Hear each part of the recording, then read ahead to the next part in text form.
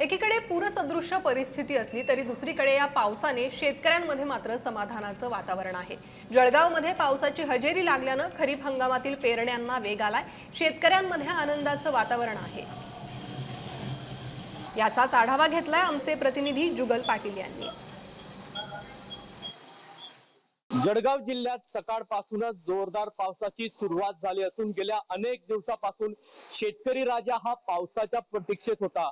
मात्र जूनचा 2 आठवडे उलटून सुद्धा पाऊस पडत नसल्यामुळे शेतकऱ्यांची चिंता वाढली होती।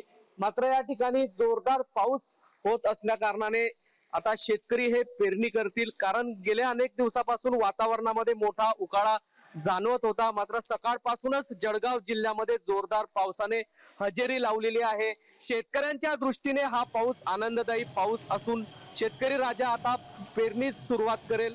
तर विचार केला तर जळगाव जिल्ह्यामध्ये जोरदार झालेल्या पावसामुळे अमळनेर येथे वीज पडून एकाचा मृत्यू देखील झाल्याची दुर्दैवी घटना घडलेली आहे।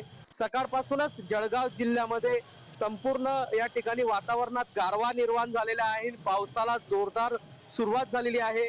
जळगाव जिल्ह्याच्या तापमानाचा विचार केला तर जळगाव जिल्ह्याच्या तापमान हे 40शी पार गेलं होतं। नागरिक हे उकाड्यामुळे हैराण झाले होते। मात्र आज सकाळपासूनच पावसाची जोरदार बॅटिंग बघायला मिळत असून वातावरणात गारवा निर्माण झाला आहे। जुगल पाटील, जय महाराष्ट्र न्यूज, जळगाव।